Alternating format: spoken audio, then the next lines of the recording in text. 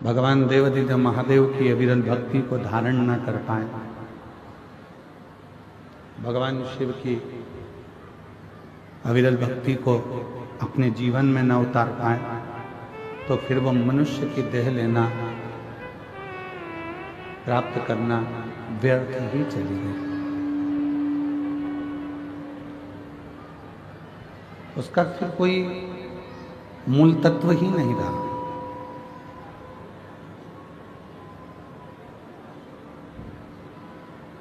देखिए, 83,99,999 योनियां काटने के बाद ये 84,00,000वें नंबर की योनि मानव की प्राप्त हुई,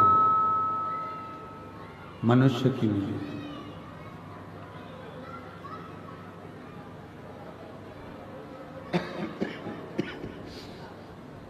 और बड़ी मुश्किल से प्राप्त हुई।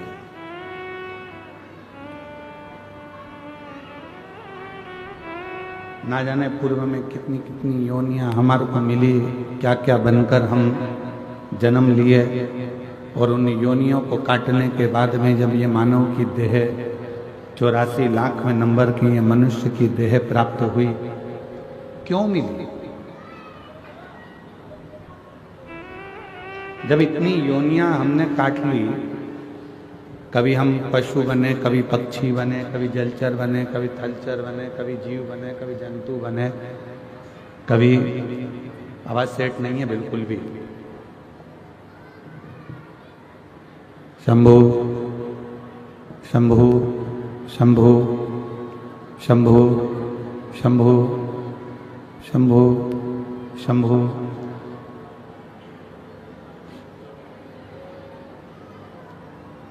तिरासी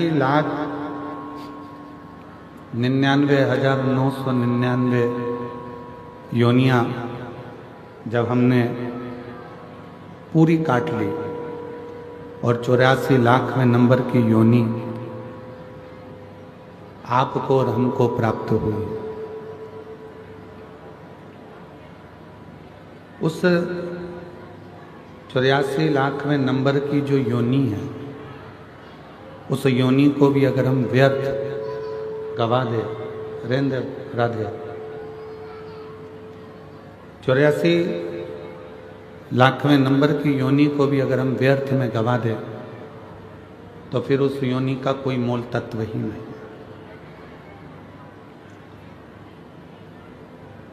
ना जाने कितने कितने हमने पूर्व में कोई पुण्य करे होंगे, सत्कर्म करे होंगे, अच्छे कर्म करे होंगे,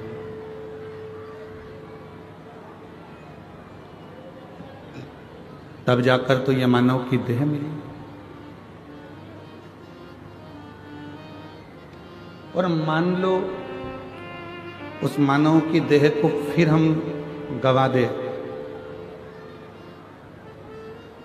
व्यर्थ निकाल दें,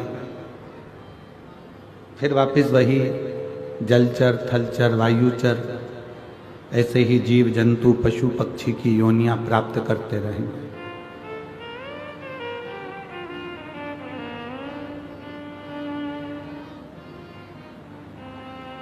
तैतीस कोटि देवताओं में केवल एक देव हैं, देवादिदेव महादेव, भगवान शिव, त्रिकालदर्शी, कैलाशी, अविनाशी शंकर।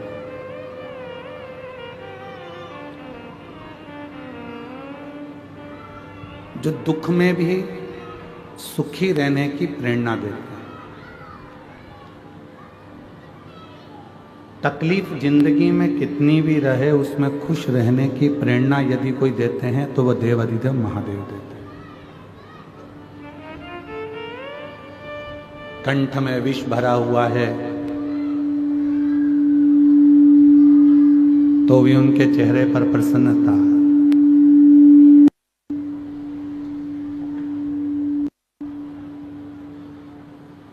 गले में सांप पड़ा हुआ है तो भी चेहरे पर प्रसन्नता।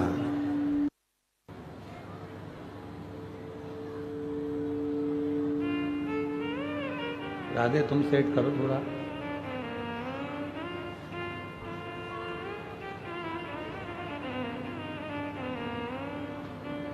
कंठ में विष है, गले में सर्प है, तो भी प्रसन्नता चेहरे पर बनी हुई है। और यही प्रसन्नता आपकी जिंदगी में होना चाहिए, यही प्रसन्नता। उसका कारण क्या? ये प्रसन्नता आपके जीवन को श्रेष्ठ बनाए। कोई आपको कितने भी नंबर दे कि हमारी निगाह में आप ऐसे हो, हमारी निगाह में आप वैसे हो, आप ऐसे हो, आप वैसे हो, उससे कोई मायना नहीं रखता। कोई आपको चोर कह दे, कोई आपको साहूकार कह दे, वो भी मायना नहीं रखता। कोई आपको ताना दे दे, गाली दे दे, आड़ा टेढ़ा बोल दे, वो भी मायना नहीं रखता। मायना क्या रखता है कि आप अपनी निगाह में अपने आप को क्या समझते हैं।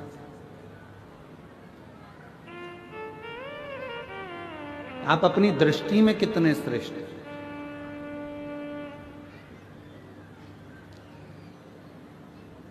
अच्छाई अपनी कंपनी का माल है, सत्यता अपनी फैक्ट्री का माल है। यदि आपके दृष्टि में आप सत्य हो, आपकी दृष्टि में यदि आप अच्छे हो, तो दुनिया में कोई भी मिलेगा ना, वो आपको सत्य ही नजर आएगा और अच्छा ही नजर आएगा, उसमें आपको कोई बुरा दिखेगा ही।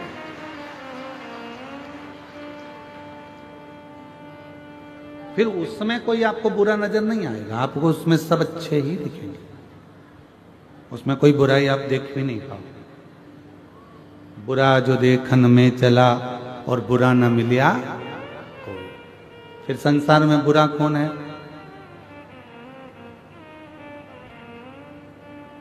भाई बुरा देखने अपन चले और बुरा कोई नहीं मिला, तो संसार में बुरा कौन है? सियोर वाला महाराज। बुरा है कौन? हम बुरा देखेंगे तो हमको बुरा नजर आएगा, हम अच्छा देखेंगे तो हमको अच्छा नजर आएगा। हमने एक बात कच्चे की कथा में, जितेंद्र जी जायसवाल जी बैठे हैं, हमने कच्चे की कथा में एक बात कही थी आप लोगों को, आपके स्मरण में होगा। जितेंद्र जी, हमने वहां कहा था कि मोबाइल पर किसी की बुराई करना प्रारंभ कर दो तो ढेर सारे कमेंट्स आना प्रारंभ हो जाते हैं और ढेर सारे लोग कमेंट्स बुराइयों के करना चालू कर देते हैं।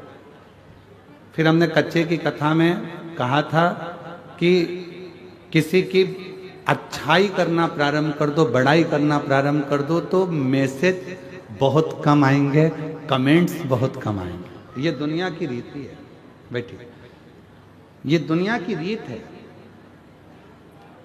अच्छा संसार का व्यक्ति पचा नहीं पाता, इसलिए उसका एक काम रहता है कि कोई एक निंदा कर दे, उस निंदा पर हमें कमेंट्स करना है, उस निंदा को और आगे बढ़ाना है, उस निंदा को लेकर हमें चार चांद लगाना है, निंदा कर कर कर, निंदा कर कर कर।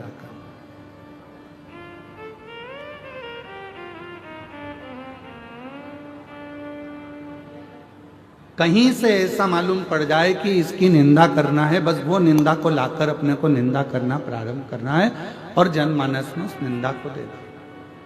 क्यों? उसका कई लोग कहते हैं गुरुजी ये निंदा करने वालों को भगवान नहीं सुधारता, तो कहा परमात्मा ने इनको जानकर कर पैदा करा है, क्योंकि अगला जन्म इनका जो होगा, निंदा करने वाले का जो अगला जन्म, हमारे शास्त्र कहते हैं कि चुगली करने वाला, निंदा करने वाले का अगला जन्म कब्र बिज्जू का होता है। कब्र बिज्जू जानते हो? जो कब्र को खोद कर उसमें से मुर्दे को निकालता।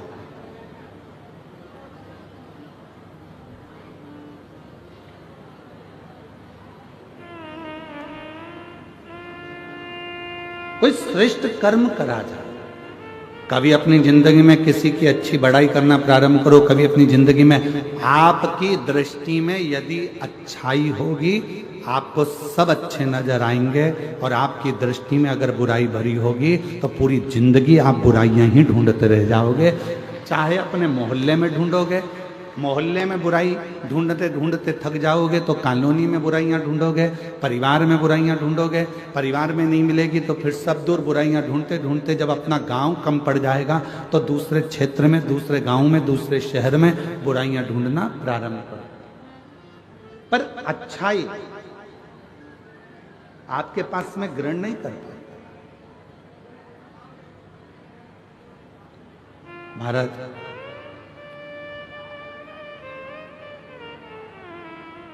कितना सुंदर प्रश्न है। एक बार माता पार्वती जी ने शिव जी से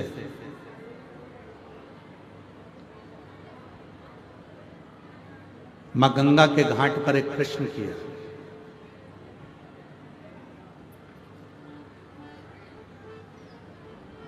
थोड़ा सावधानी से सुनिएगा इस प्रश्न को। पार्वती जी भगवान शिव से एक प्रश्न कर रही हैं गंगा जी के घाट पर। बाबा, मेरे मन में थोड़ा सा संशय है, उस संशय को मिटा दीजिए। क्या संशय है?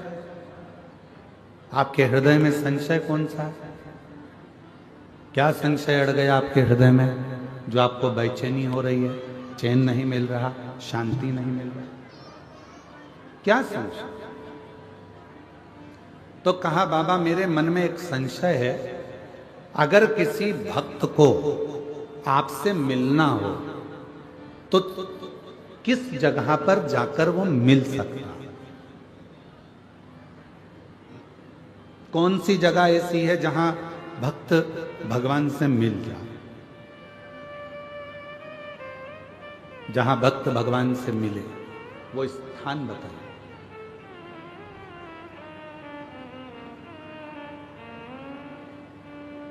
जैसे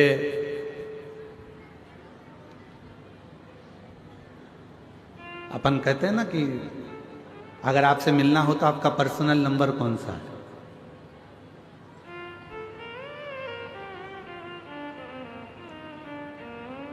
हमें अगर फोन करना है तो आपका पर्सनल नंबर कौन सा हो सकता है? तिवारी जी, विजय प्रसाद तिवारी जी, आपका पर्सनल नंबर कौन सा है? नंबर ही नहीं है तो जो साथ रहते हैं उनका तो होगा। शंभू बड़े सरल है, बड़े साथ। तो कहते हैं किसी से अगर मिलना हो तो उसका पर्सनल नंबर पूछा जाता है कि आपका पर्सनल नंबर कौन सा है। अगर हमें बात करना हो, बहुत जरूरी बात हो, तो आपका नंबर मिल सकता है, प्राप्त हो सकता है।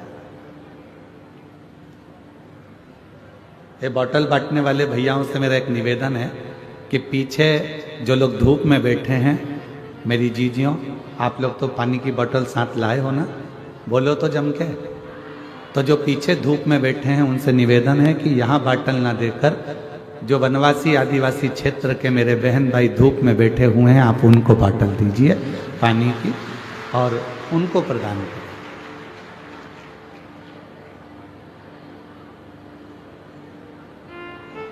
शिव कृपा करे, भगवान शंकर की कथा करे। तो पार्वती जी ने शिव जी से पूछा कि कोई भक्त आपसे मिलना चाहता है और उसको मिलना है तो आप हमेशा किस जगह मिल सकते हो, किस स्थान पर मिल सकते हो?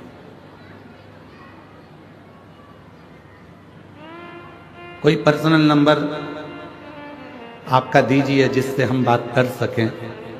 तो क्या वो कौन सी जगह है, कौन सा स्थान है जहां शिव तुरंत मिल सकते? फिर पार्वती जी ने कहा कि आप कैलाश पर मिल सकते हो। तो भगवान शंकर ने कहा कैलाश पर मिल तो जाऊंगा, मना नहीं है मिलने के लिए, पर बात इतनी सी है, जिसके पास में पैसा होगा खर्चा कर कर, जिसका शरीर सही चल रहा होगा मेहनत कर कर तो कैलाश तक पहुंच जाएगा। पर जो बेचारा गरीबड़ा है, साधारण है, उसके पास पैसा भी नहीं है, जाने आने का साधन भी नहीं है, वो कैलाश पर कैसे पहुंचे? वो कैलाश पर्वत तक कैसे पहुंचे? तो पार्वती जी ने कहा फिर आप क्या केदार पर मिल जाओगे? शिव जी ने कहा मैं केदारनाथ में भी मिल जाऊंगा, पर दिक्कत इतनी सी है कि वहां पर आने के लिए भी शरीर पूरा अच्छा चाहिए और थोड़ा सा धन चाहिए, तो वहां भी मैं मिल जाऊंगा, पर गरीब कैसे पहुंचे? ये जो अपना वन नहीं छोड़ सकते, ये अपना आदिवासी वनवासी क्षेत्र के जो भक्त हैं, आदिवासी वनवासी क्षेत्र के जो मेरी बहन हैं, आदिवासी वनवासी क्षेत्र के मेरे जो जीजा हैं, जो मेरी बेटियां हैं, बेटे हैं, जो मेरे बुजुर्ग माँ बाप हैं, वो अपना वन नहीं छोड़ सकते, जो अपना जंगल नहीं छोड़ सकते, वो आपसे कैसे मिले? फिर वो केदारनाथ भी नहीं जा सकते, वो कैलाश धाम भी नहीं जा सकते, वो विश्वनाथ भी नहीं जा सकते, वो सोमनाथ भी नहीं जा सकते, वो अमरनाथ भी नहीं जा सकते। तो इनके लिए कोई सरल साधन बता दो कि प्रभु मैं आपसे पूछना चाहती हूँ, कोई ऐसा नंबर बता दो जिससे तुरंत इनसे मिलना हो जाए, आपसे मिलना हो जाए।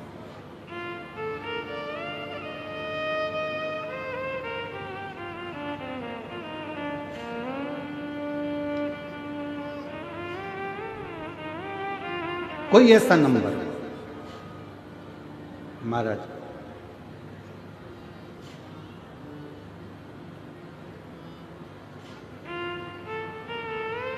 शिव जी मौन होकर बैठ गए। भगवान देव अधिगम मौन, कुछ बोले। फिर पार्वती जी ने कहा बताओ ना, कैलाश पर साधारण व्यक्ति नहीं पहुंच सकता, केदार पर नहीं पहुंच सकता, काशी नहीं पहुंच सकता, कोई ऐसी जगह बता दो जहां पर आप तुरंत मिल जाएं। तब भगवान शिव जी ने कहा पार्वती अगर मुझे तुरंत पाना है, एक क्षण में मुझे चाहिए, तो अपने दिल में मुझे झांक कर देखना प्रारंभ कर दो। मैं तुम्हारे हृदय में विराजमान, मैं अपने हृदय क्या दिल में।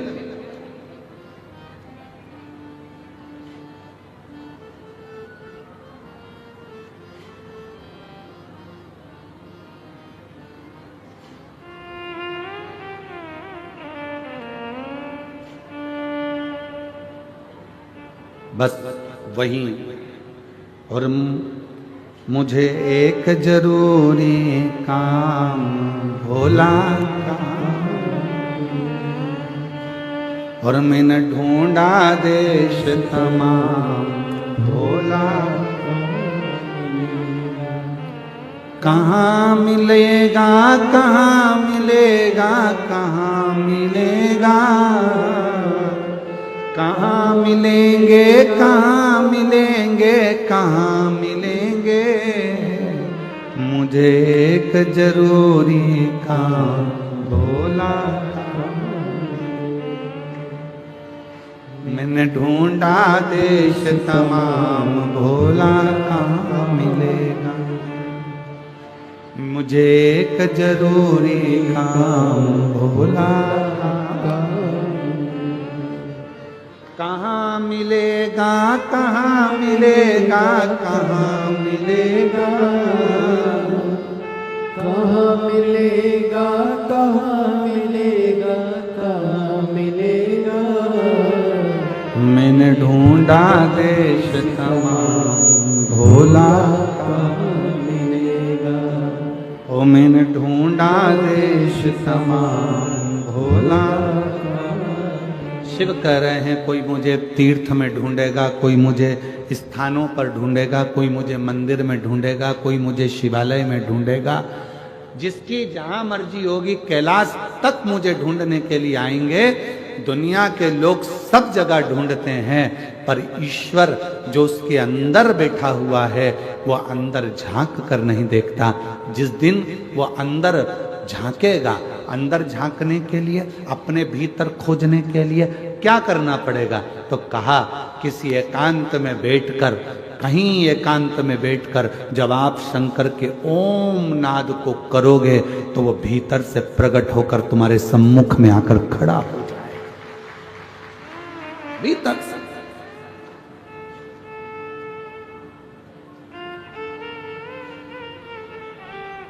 आज हम शिवानंद आश्रम गए थे। गिदम का, जो कि गुमरगुंडा में है, और साथ में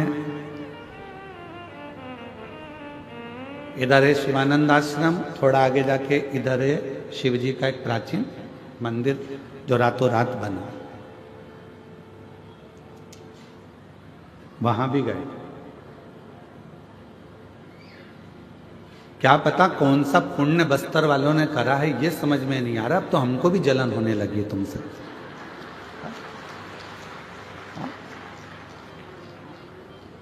ना जाने कौन सा पुण्य करा। इतने सुंदर सुंदर शंकर के शिवलिंग, इतने सुंदर सुंदर मंदिर, और आश्चर्य है। अरे छत्तीसगढ़ वालों, यहां वहां जाना छोड़ो, गोवा की पार्टी और होटल जाना छोड़ो, और एक बार बस्तर के इस क्षेत्र में आकर भगवान शिव के शिवलिंग का दर्शन।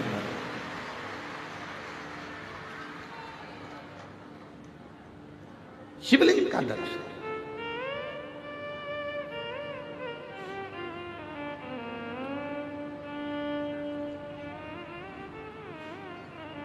शिवानंद आश्रम में गए, बाबा भोलेनाथ जी का दर्शन किया, पूजन करी, अर्चना करी, दर्शन किया।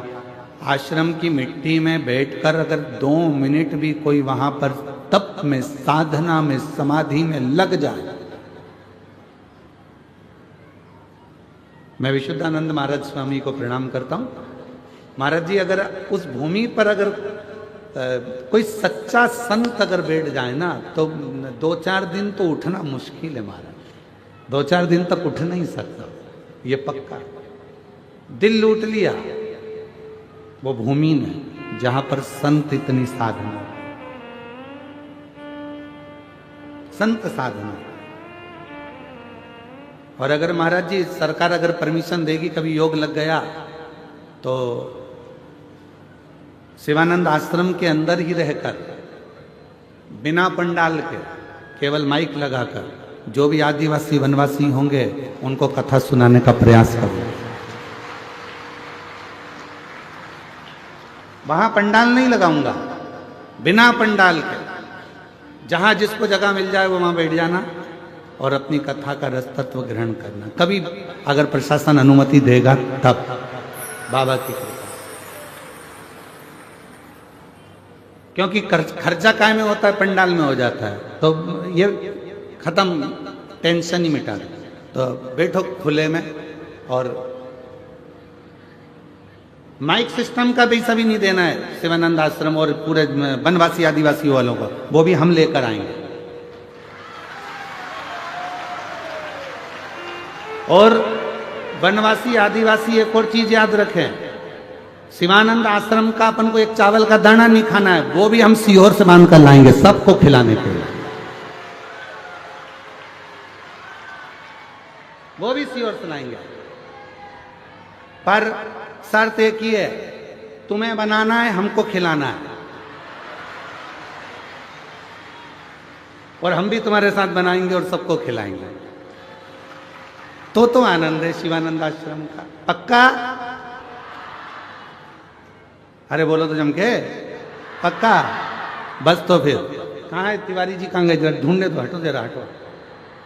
तिवारी जी कहाँ है? हाँ जरा खड़े हो जाओ। तुम्हारे बेटे कहाँ गए? वो दिख नहीं रहे।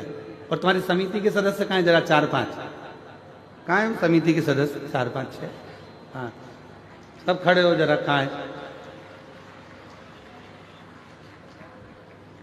समिति वाले? कहाँ है?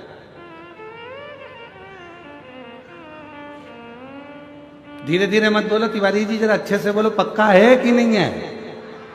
पक्का है ना? हाँ, तुमसे कुछ नहीं चाहिए, सब भोलेनाथ करेंगे शिवानंद आश्रम में। बाबा बैठा है करने वाला। बस तो फिर प्रयास करेंगे शीघ्र अतिशीघ्र, जब भी कोई 1-1.5 साल के अंदर, 1.5 साल के अंदर कोई भी ऐसा योग बन गया और परमिशन अगर मिल गई प्रशासन ने कि हाँ उस जंगल क्षेत्र में, उस आश्रम के अंदर आप कथा। कहाँ है विधायक जी? कहाँ है? ओ हो जय, जोरदार ताली बजाओ जरा, यहीं पे जोरदार ताली बजाओ। हाँ जय हो जय हो जय हो। फिर तो हो गई कथा, पक्का है। बोला हर हर महादेव। संपूर्ण वनवासियों के लिए, आदिवासियों के लिए, और फिर कह रहा हूं इस पूरे बस्तर की भूमि पर, बस्तर क्षेत्र में आदिवासी वनवासियों के लिए कोई भी कथा कराओ, ये बालक आपका बेटा, आपका भाई, जब कहोगे तब आकर कथा का रस्तत्व ग्रहण करा कर, जब बोलो। और जरूरी नहीं कि बहुत बड़ी व्यासपीठ लगाओगे तो कथा करेंगे, पत्थर रख देना और उस पत्थर पर एक आसन बिछाना और हमारी ये कुबेरेश्वर धाम की पोथी रखा जाए और सब कथा सुन ले, इससे बढ़कर कोई सुख नहीं, इससे बढ़कर सुख नहीं। शिव कथा है महाराज विराट। साधुवाद आप लोगों को बहुत बहुत धन्यवाद, बहुत बहुत साधु। और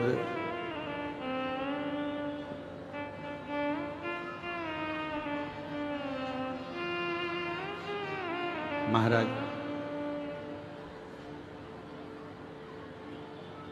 भगवान देव अधिदेव महादेव से मिलने का एक सुख, यही शिव तत्व है, मिलने का सुख। बाबा देव अधिदेव महादेव से कितना सुंदर, आप जाकर दर्शन करिए। पूरे क्षेत्र में, पूरे बस्तर क्षेत्र में, दंतेवाड़ा के आसपास का जितना क्षेत्र है, पूरे क्षेत्र में घूमकर देखिए, हर मिट्टी के अंदर से, खेत के अंदर से शंकर का शिवलिंग प्रकट होता रहता है, हर मिट्टी में से, हर। महाराज ये मेरे देव अधिदेव महादेव, मेरे भगवान शंकर की उदारता, शिव की कृपा।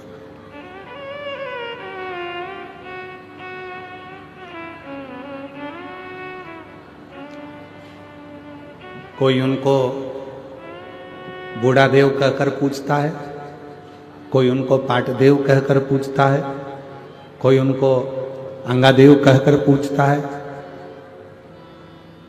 जिसकी जो मर्जी होती है। कोई उनको भैरम देव कहकर पूछता है, कोई उनको भंगाराम कहकर पूछता है, कोई उनको बूढ़ा देव कहकर पूछता है। जिसकी जो मर्जी हो, भगवान देवाधिदेव महादेव को वो उस रूप में पूछता है, उस रूप। बस आपका विश्वास, आपकी दृढ़ता और आपकी भक्ति शिव के करीब में जाए, ये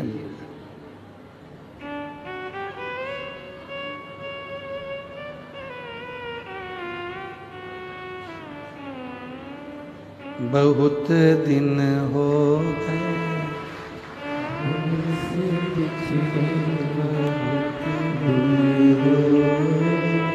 भोले से बिछड़े, भोले से बिछड़े, महादेव से बिछड़े, भोले से बिछड़े, महादेव से बिछड़े। और वास्तवता है, बिल्कुल सत्य है। ये भजन यहीं पर बना, यहीं पर गाया पहली बार। और इस जगह पर भजन इसलिए बना क्योंकि यहाँ शिवजी इतने समय से विराजमान थे। बहुत दिन हो गए भोले से बिछड़े, बहुत दिन हो गए भोले से बिछड़े। अपने स्थान पर बैठकर भगवान देवाधिदेव महादेव से प्रार्थना करिए, विनय करिए। आज मौका मिला है, कथा का छठा दिवस है। आज कथा की शिवरात्रि है। कल कथा सुबह 8 बजे से 11 बजे तक होगी और टीवी पर आस्था चैनल पर वही 2 बजे से 5 बजे तक आएगी। फिर कथा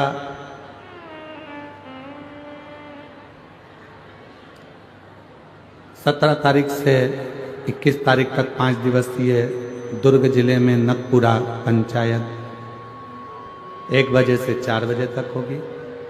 फिर 24 तारीख से 28 दिसंबर तक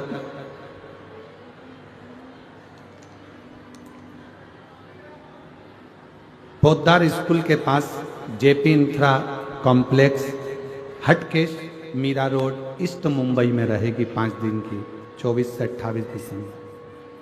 4 से 10 जनवरी सूरत गुजरात, 16 से 22 जनवरी बड़ोदरा गुजरात, 5 से 9 फरवरी नांदेड़ महाराष्ट्र, 11, 12, 13 फरवरी डबरा मध्य प्रदेश और 14 से 20 फरवरी सीहोर रुद्राक्ष महोत्सव कथा का रहेगा।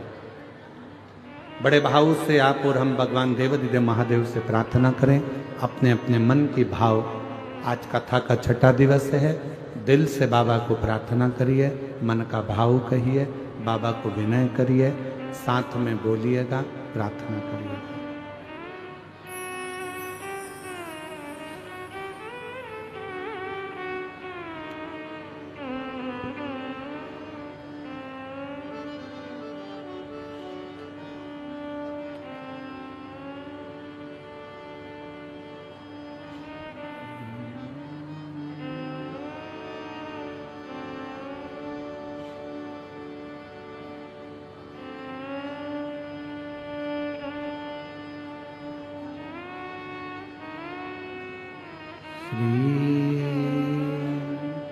शिवाय नमस्तुभ्यं, श्री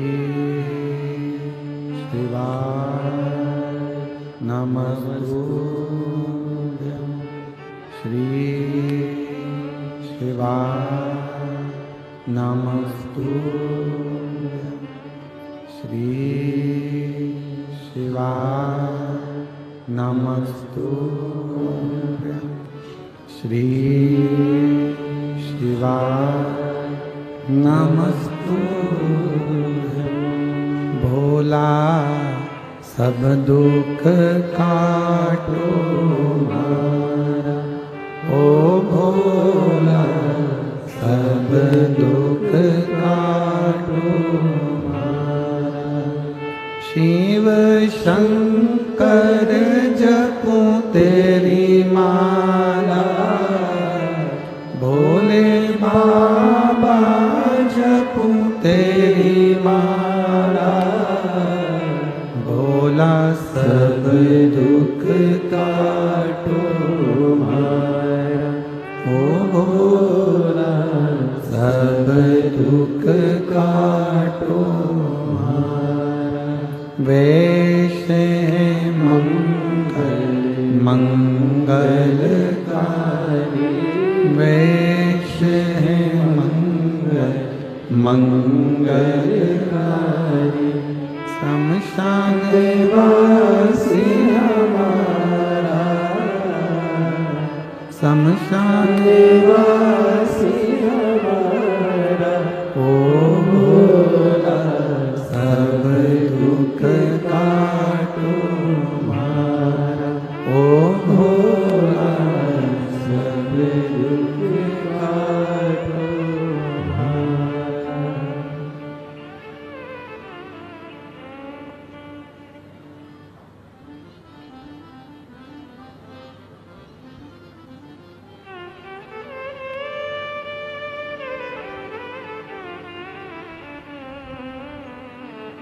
बाबा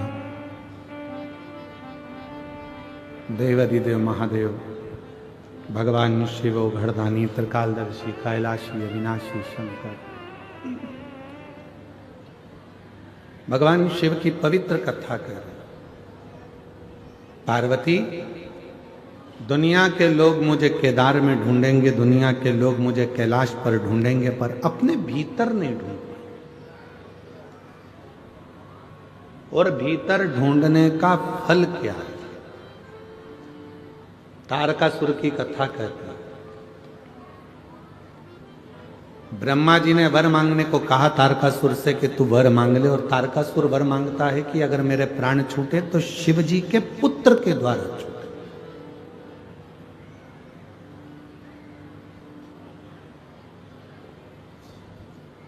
मांगा क्या कि भगवान शंकर के बेटे के द्वारा मेरे प्राण छूटे। और शिव जी तो समाधि में लीन थे।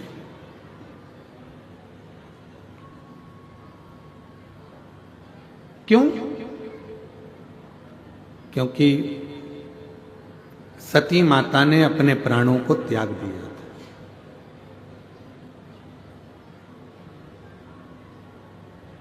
और जब तक शिव जी की शादी नहीं होगी, विवाह नहीं होगा, तब तक उनका बेटा भी नहीं होगा।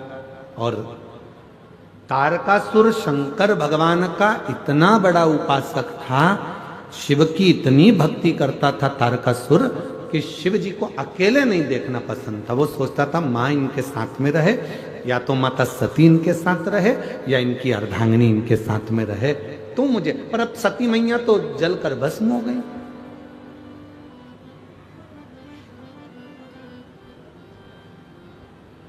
और माता सती जब जलकर भस्म हो गई हैं तो शिव अकेले रहे तो ये मुझे पसंद नहीं।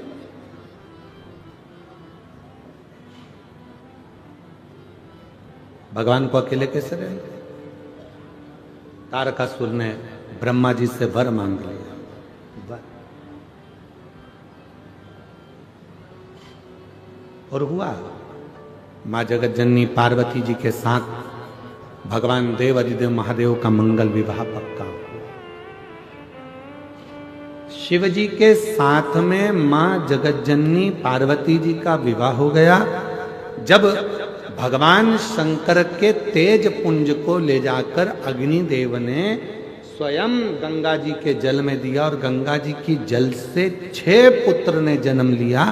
कृतिकाओं ने वो 6 पुत्रों को एक कर दिया, तो धड़ तो एक हो गया शरीर, पर मुख 6 हो गए।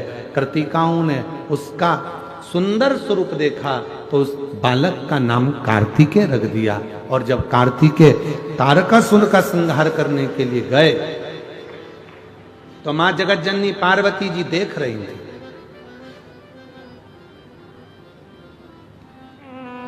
दर्शन कर रही थी।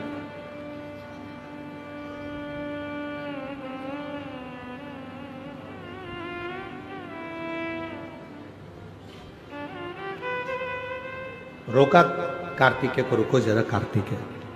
षडानंद कार्तिकेय ने कहा माँ क्या बात है, मुझे क्यों रोक रही हो, क्या बात है, क्या हुआ?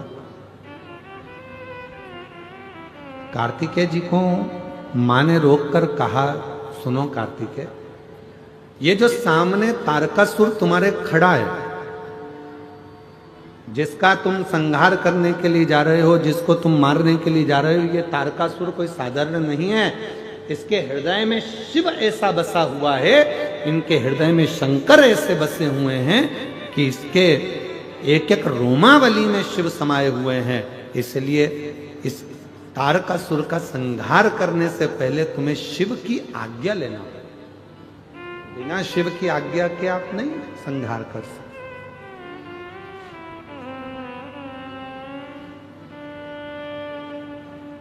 कितना भी प्रयास कर लेना, शिव महापुराण की कथा में आप पहुंच ही नहीं सकते जब तक मेरे देव अधिदेव महादेव खुद तुमको इशारा कर ना बुला ले, तब तक तुम कथा में नहीं आ सकते। आप नहीं पहुंच पाएगा। मेहमान आ जाएंगे, रिश्तेदार आ जाएंगे, नातेदार आ जाएंगे, कुटुंब आ जाएगा, कुबीला आ जाएगा, कोई ना कोई आ जाएगा।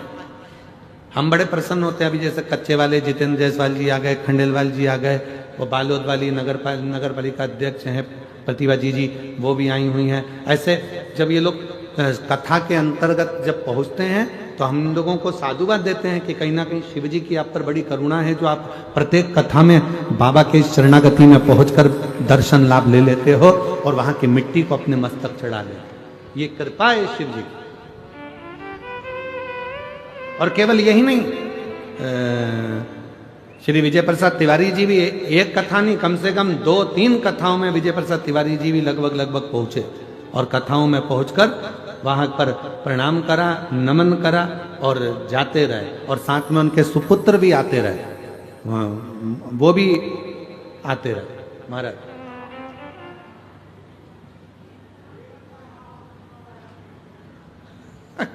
बाबा कराएगा, शिव जी की कृपा होगी। शंभु तो ये भी आते रहे। तो जब तक उसकी कृपा ना हो, जब तक वो करुणा ना करे, जब तक वो दया ना करे, तब तक दुनिया का कोई व्यक्ति शिव महापुराण की कथा में पहुंच ही नहीं सकता। सभी कथाओं में जाना सरल है,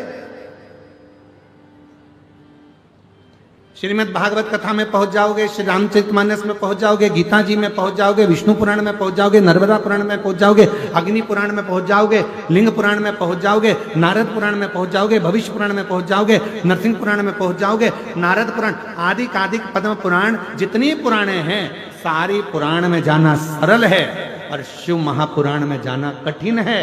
क्यों?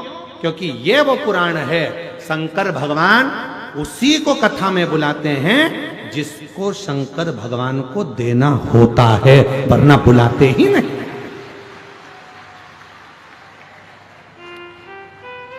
जैसे तुम्हारे मोहल्ले में शादी का कार्ड हर किसी को नहीं दिया जाता, शादी का कार्ड उसी को दिया जाता है जिससे तुम्हारी रिश्तेदारी अच्छी हो, संबंध अच्छे हो, प्रेम अच्छा हो। पड़ोसन भले पास में रह रही है और अगर पड़ोस में प्रेम नहीं है तो कोई तुम्हें शादी में नहीं बुलाएगा।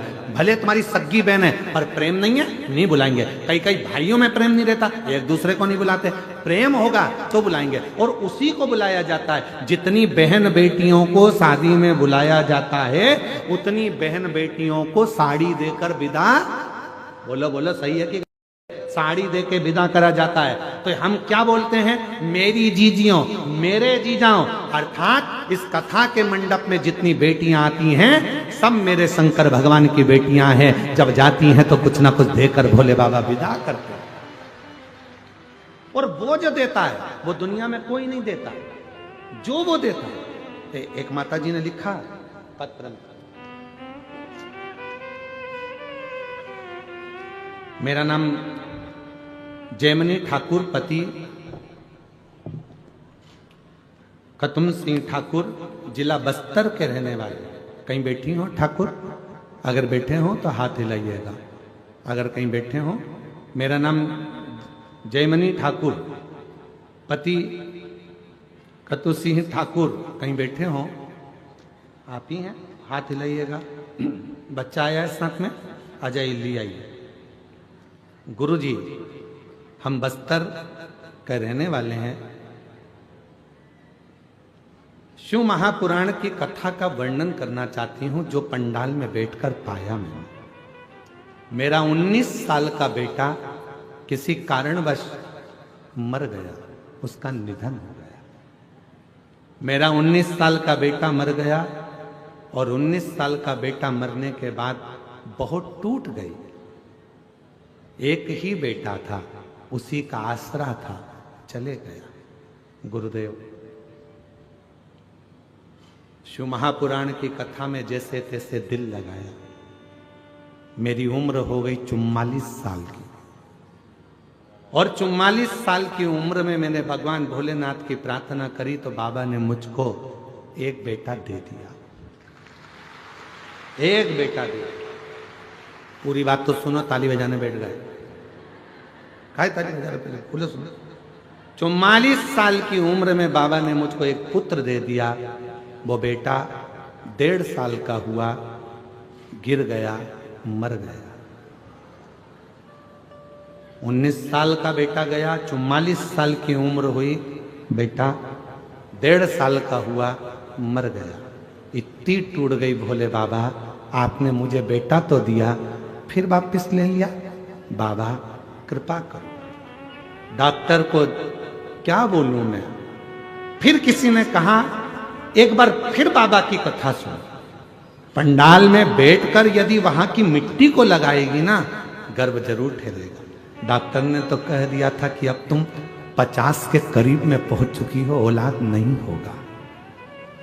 उम्र 46 पार हो गई, 47 हो गई, 48 हो गई, 50 के लगभग में पहुंच गई। औलाद होने के चांस खत्म हो गए, बच्चा नहीं होगा। फिर मैंने कथा में सुना कि पंडाल में जाकर अगर मांगोगे, बैठ गई, कथा सुन ली तो बाबा देगा जरूर। और बाबा ने ऐसी कृपा कर दी गुरुदेव, मैं बाबा की कथा सुनने के लिए पंडाल में बैठ गई और पंडाल की मिट्टी को लगा कर गई। आज बाबा की कृपा से 50 के करीब में मेरी उम्र है और मेरे बाबा ने फिर मेरी झोली भर दी और मुझे पुत्र दे दिया। फिर पुत्र दे दिया। तुम उसकी बेटी हो,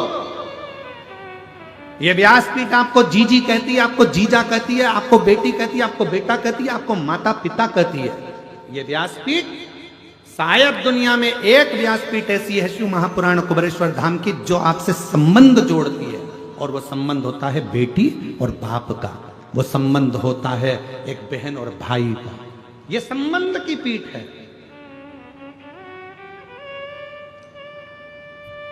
झारखंड में बाबा वैद्यनाथ जी विराजमान है, जिनको देवघर कहा जाता है। क्या कहते हैं उसको? देवघर।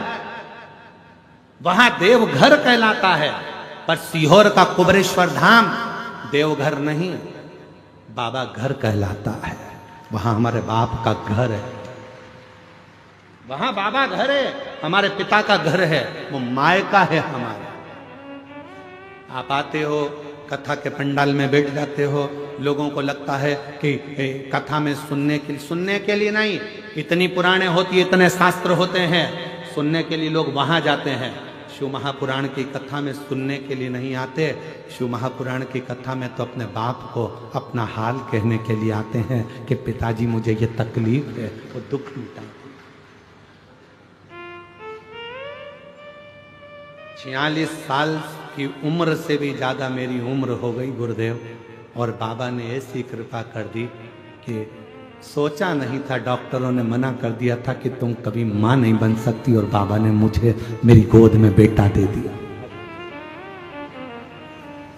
जोरदार अब ताली बजा, अब साधुवाद।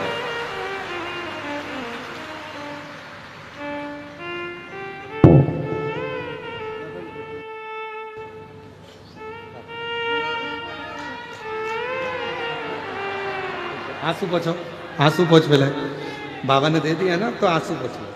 अच्छा, खुश होकर बाबा को प्रणाम करो, उसकी कृपा है। आंसू पोछो पहले, पूरे आंसू पोछो। हाँ, अब प्रणाम करो बाबा को, आंसू पोछ के। अब तो दे दिया उसने। शंभू शंभू।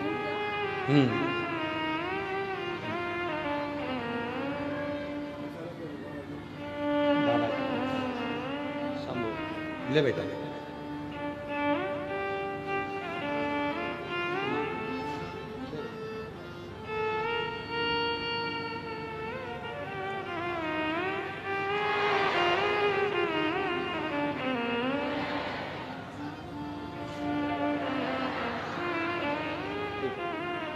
बधाई आपको, बहुत बहुत शिव कृपा। नहीं, हमारा नहीं, बाबा को, बाबा को साधुवाद है, बधाई उसको दो। और खाली न जाता कोई दर से तुम्हारे, खाली न जाता कोई दर से तुम्हारे, मैं भी खड़ी हूँ नन्ही बाहे पसारे, अपने हृदय से लगा लो, लगा लो, गिरी जा रही हो, उठा लो, उठा लो, भोले अपने दर से अब तो न टालो, गिरा जा रहा हूँ, उठा लो, उठा। मेरी जीजियों, मेरे जीजाओं, मेरी बेटियों, बेटाओं, मेरे बुजुर्ग माता पिता, याद रखना, तुम्हारे क्षेत्र में कभी भी सूचना मिले कि कुबेर भंडारी के दरवाजे से कुबेरेश्वर धाम से चलकर ये शिव महापुराण की कथा तुम्हारे नजदीक में पहुंची है, 7 दिन नहीं, 1 दिन 2 दिन समय निकालकर उसके पंडाल में रहकर, झोली पसार कर, उसकी मिट्टी को मस्तक चढ़ाकर दिल से कहकर देखना, 3 महीने में मेरा बाबा तुम्हारी झोली जरूर भरेगा, ये निश्चित है। संबंध है उसका। आप वो भैया कह रहे हैं, हमको भरोसा नहीं था, 50 के करीब में उम्र हो रही है, डॉक्टर मना कर दिया था कि अब तुम मां नहीं बन सकते। और आप मेरी जीजियां यहां बैठी हैं, ईमानदारी से बोलना, क्या 50 साल की उम्र में संतान का योग बनना सरल हो सकता है? तुम अपने मन पर हाथ लगाकर विचार कर सोचना, क्या हो सकता है?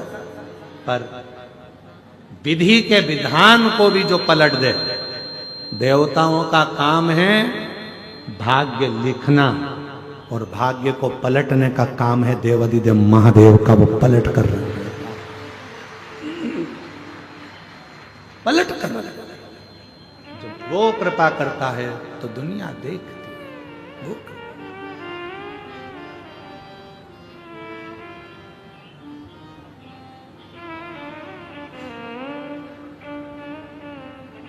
महाराज शिव कह रहे हैं, तारकासुर को मारने के लिए षडानंद कार्तिकेय जा रहे हैं।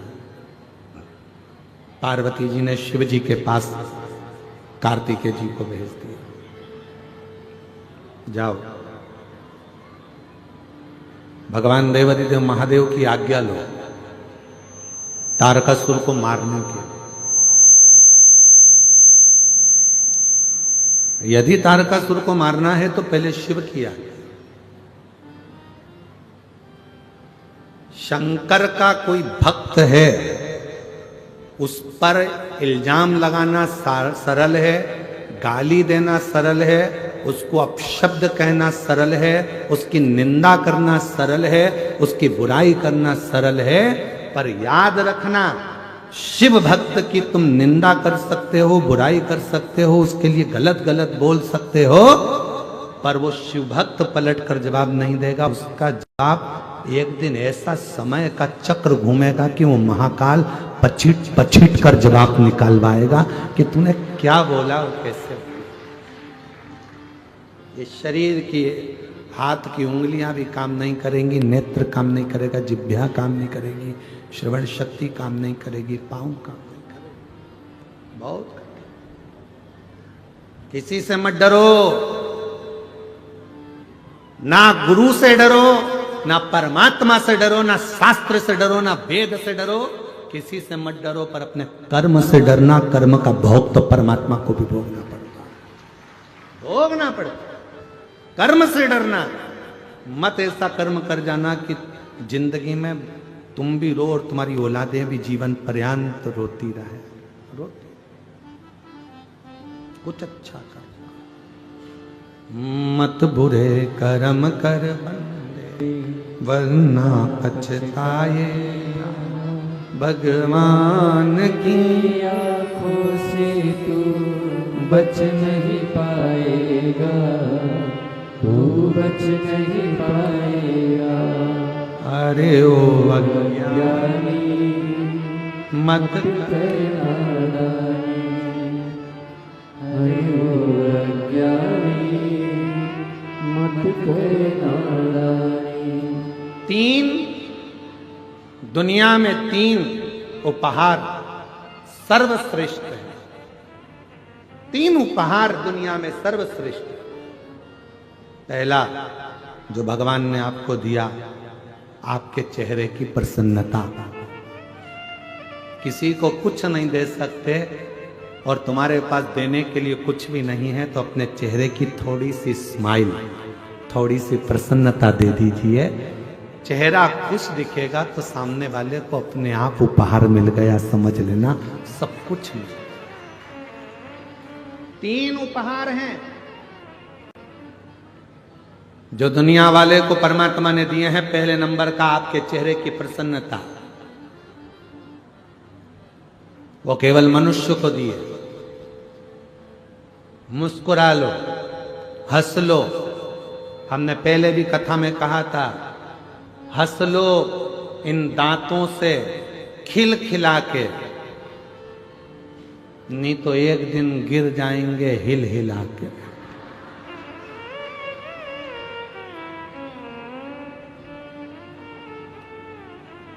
ये सोफा सेट फिर बाद में किसी काम का नहीं रहेगा, फिर नकली सोफा सेट लाके जड़ना पड़ेगा, और वो भी जम के चने वने खा गए तो नीचे आके गिर जाएगा। इसलिए थोड़ा सावधानी रखिए। तीन दुनिया के लोगों को मेरे भोले बाबा ने तीन उपहार दिए हैं देने के लिए। पहला है चेहरे की, बोलो बोलो जम के, प्रसन्नता। दूसरा उपहार है आपके मुख की मीठी वाणी, ये भी दुनिया का सबसे श्रेष्ठ उपहार है। किसी को कुछ नहीं दे सकते, मीठा बोलकर उसका आदर कर लो। दुनिया की सबसे बड़ी दौलत आपने दे दी, समझ लो, सबसे बड़ी दौलत। अभी अभी तुम यहां बैठे हो, जरा सा टेढ़ा आड़ा बोल के देखो, हट जाओ। गुस्से में तुमने अपशब्द कर दिया, गाली दे दी, आड़ा टेढ़ा कर दिया। ध्यान। एक दिन ये दांतों ने जिह्वा से कहा, 32 की 32 दांतों ने जीवान से कहा, जिह्वा से कहा, हे मेरी जिह्वा बहन, कृपा करना तो किसी को आड़ा टेढ़ा मत कह देना।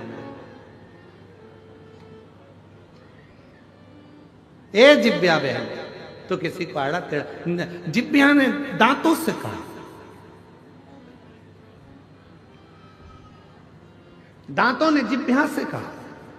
दांत जिह्वा से कहते हैं, जिह्वा दांत से कहती है, जिह्वा कहती है दांतों से, ए मेरे 32 भाइयों, मैं बहुत कोमल कोमल तुम्हारी बहन हूं, सीधी सादी तुम्हारी बहन हूं, मुझे काट मत देना। मैं तुम्हारी 32 भाई की एक ही बहन हूं जीवान, तुम मुझे काट मत देना। तो 32 भाइयों ने कहा, बहन तू चिंता मत कर, हम तुझे कभी नहीं काटेंगे, पर तू हम पे कृपा करना, किसी से आड़ी टेढ़ी मत बोल देना, नहीं तो एक ही में पूरा भाई की भाई निपट जा।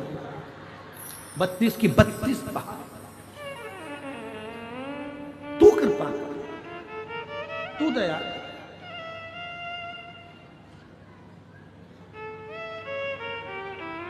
पहला उपहार दिया है मेरे भोलेनाथ ने आपको, मनुष्य को, दुनिया को देने के लिए पहला उपहार दिया। क्या? चेहरे की प्रसन्नता। हंस लो इन दांतों से खिल खिला के, नहीं तो बाद में निकलेंगे हिल हिला के। बहुत बुरी हालत। और दूसरे नंबर पर उपहार दिया है मेरे भोले मामा ने आपको मीठी वाणी। जितना प्रेम से बोल सकते हो, किसी को धन नहीं दे सकते, दौलत नहीं दे सकते, अच्छे से व्यवहार कुछ नहीं दे सकते, तो अपनी मीठी वाणी से बस उसको प्रेम से बोल लो, वो भी उपहार है। और महाराज तीसरे नंबर का उपहार भगवान भोलेनाथ ने जो दुनिया को दिया है, वो है सम्मान करना, आदर करना, सत्कार करना। कुछ मत करो, किसी को कुछ नहीं दे सकते तो आदर दे दो। आओ भैया जी बैठो, भाभी जी कैसे हैं, भैया ठीक हैं, काका जी ठीक हैं, काकी जी ठीक हैं। ये आदर के शब्द एक दूसरे को देना प्रारंभ कर दो। सुबह से उठो, सास से कितना भी झगड़ा हो तो भी उससे प्रेम से आदर पूर्वक बात करो। और सास से निवेदन है, बहू कितनी भी गलती करे उसकी गलतियों को माफ कर कर बेटी जैसा आदर देकर उसको गले लगाना प्रारंभ करो। वो आदर का संबंध, वो आदर का संबंध। ये तीन उपहार हैं जो मेरे भोले बाबा ने दुनिया के लोगों को दिए। पहले नंबर पर है मुस्कुराहट चेहरे की, दूसरे नंबर पर मीठी वाणी आपके मुख की, और तीसरे नंबर पर है आदर के शब्द, आदर के वचन, आदर के संबोधन। कोई भी आपके आए आप उसको आदर दीजिए, सम्मान दीजिए, कुछ मत दीजिए, आदर तो दो। साहब कहाँ से आए हो, बैठो ना साहब, राम राम साहब, कृष्ण जी साहब, श्री शिवाय नमस्तुभ्यम, हर हर महादेव भैया जी, क्या बात है, कैसे हो। आदर का संबोधन। घर में आए हुए ना जाने कौन सा पुण्य करा होगा जो तुम्हारे यहाँ कोई आ रहा है। अगर पुण्य भी नहीं होता तो कोई किसी के यहाँ जाता भी नहीं।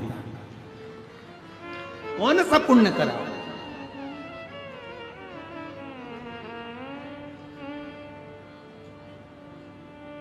कल जब तिवारी जी के बेटे श्री अभिलाष जी कल जब आए थे शाम को, तो कोई मिलने आए थे, तो उनके साथ में वो बोल रहे थे, अभिलाष जी के साथ जो आए थे वो बोल रहे थे कि गुरुजी, हमने हमारी जिंदगी में बस्तर क्षेत्र में इतनी भीड़ और इतने श्रोता, वो भी वनवासी और आदिवासी, कभी नहीं देखे जो एक जगह पर इकट्ठे होकर इस कथा कर इस तत्व ग्रहण। हमने अपने जीवन क्या दिया आपने? हमने अभिलाष तिवारी जी से कहा कि देखो ये तो आप लोगों का प्रेम है, आप किसी को आदर दे रहे हैं, आदर मिल रहा है, सम्मान दे रहे हैं, सम्मान मिल रहा है, सत्कार दे रहे हैं, सत्कार मिल रहा है, ये प्रेम है जो लुटाया जाए। ये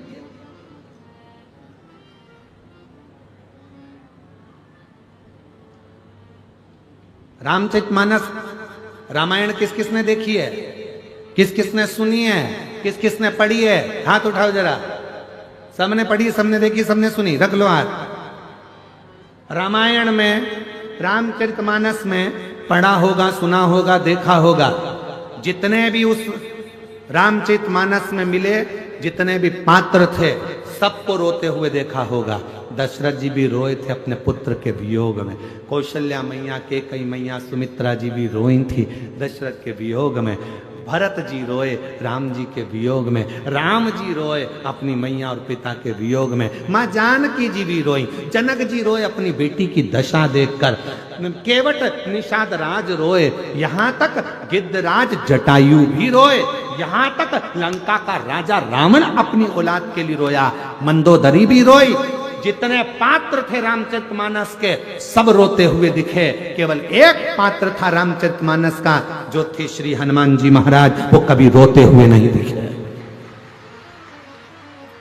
जिनकी आंखों में कभी आंसू नहीं दिखे, जिनने कभी रोया नहीं, उनकी आंख से आंसू बहा नहीं। एक बार लक्ष्मण जी के मन में यह बात आ गई कि मैं रोया, आप रोए, भरत रोए, शत्रुघ्न रोए, माँ जानकी जी रोई, माता कौशल्या, कैकेयी, सुमित्रा रोई, केवट रोए, दशरथ जी रोए, जनक जी रोए, सुमंत्र जी रोए, जितने भी सभासद थे, सब गुरु की आंख में आंसू था। पर ये हनुमान क्यों नहीं रोते हैं? तब राम जी ने कहा, यह हनुमान नहीं है, यह शिव का स्वरूप है। और शंकर कैसी भी परिस्थिति हो, हर परिस्थिति में मुस्कुराना जानते हैं, वो शिव है। और संसार का सबसे बड़ा गुण तत्व यही है, हर परिस्थिति में आप मुस्कुराइए। दुख आएगा, मनुष्य का शरीर है, ऐसा कौन है व्यक्ति जिसकी जिंदगी में दुख नहीं आया?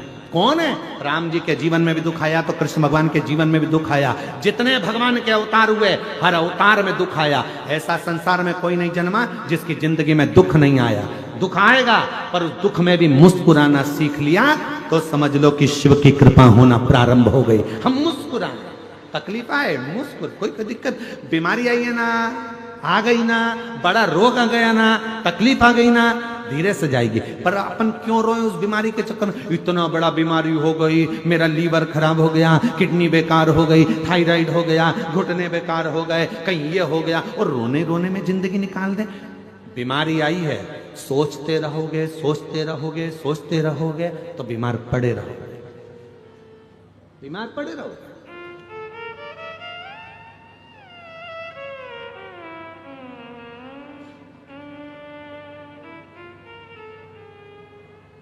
एक बात हम आपको कभी नहीं बोले, आज हम बोलना चाहेंगे।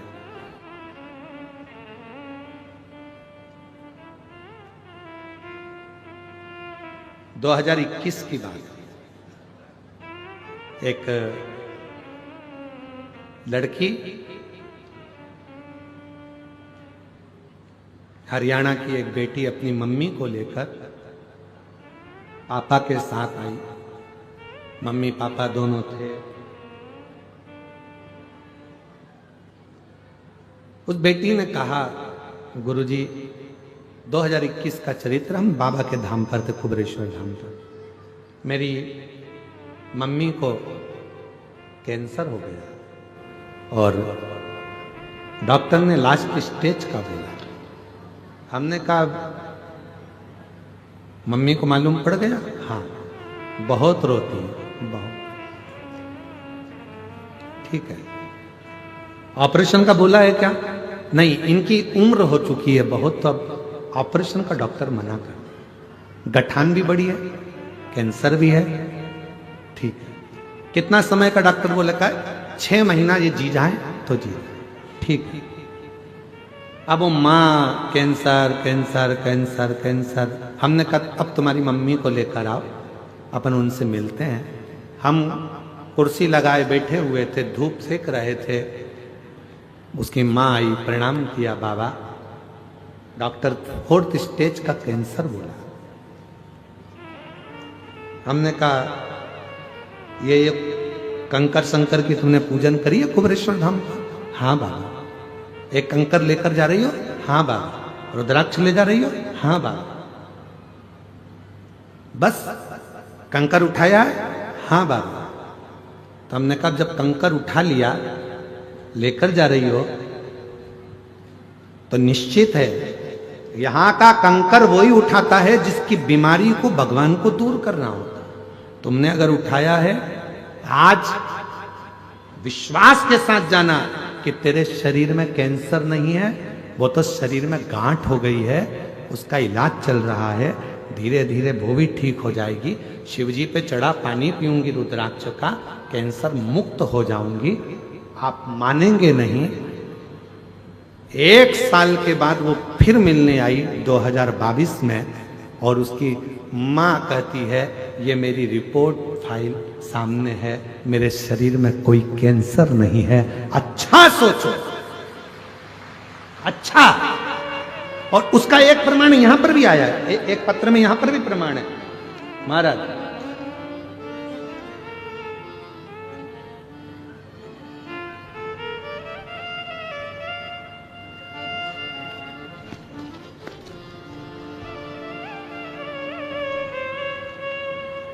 मेरा नाम मनीषा ठाकुर है, मेरे पति का नाम राजेश ठाकुर है। मैं पावर हाउस चौक जगदलपुर से आई हूं। कहीं बैठी हो हाथ हिला सकती हैं। पावर हाउस चौक जगदलपुर से आई हूं, अगर कहीं बैठी हो तो हाथ हिला सकती हैं। मेरा नाम मनीषा ठाकुर, मेरे पति का नाम राजेश ठाकुर। मैं पावर हाउस चौक जगदलपुर से आई हूं। आ जाइए, एक बेलपत्र ले जाइएगा, आ जाओ। मेरा मोबाइल नंबर ये है। 1 लोटे जल का क्या वर्णन करूं। मेरे पति को अचानक पेट में दर्द हुआ, खून की उल्टी होने लगी। जब खून की उल्टी होने लगी, हम लोग उनको तुरंत MPM हॉस्पिटल लेकर गए। तुरंत ICU में डाल दिया गया। फिर डॉक्टर ने बताया कि इनका लीवर पूरी तरह से डैमेज हो चुका है और लीवर काम नहीं कर रहा है, इसलिए खून की उल्टियां हो रही हैं। इनका ऑपरेशन करना पड़ेगा अभी की अभी। हमने डॉक्टर से कहा कुछ दिन तो दो। पैसा कितना लगेगा? 50 लाख के करीब में इसका खर्चा है, पूरा मिलाकर 50 लाख रुपए लग सकते हैं। इतना मिलाकर 15 दिन का टाइम मांग लिया। डॉक्टर साहब 15 दिन दे दीजिए। 15 दिन का टाइम दिया। हम वापिस आएंगे, आप दवाई दे दीजिए, कुछ इलाज कर दीजिए। लीवर पूरा डैमेज हो चुका है, काम बिल्कुल नहीं कर रहा है, जल्दी से जल्दी करना पड़ेगा। इतना पैसा तो इकट्ठा करने के लिए जाना पड़ेगा ना गुरुदेव। तब हम डॉक्टर से टाइम लेकर हाथ पैर जोड़े और पैसा कहां से लाएं, 15 दिन रखे। फिर हम डॉक्टर से टाइम लेकर आ गए। 15 दिन तक हॉस्पिटल में रखा, इलाज चलता रहा, पर लीवर काम नहीं कर रहा। फिर हमने छुट्टी मांगी, लेकर आए।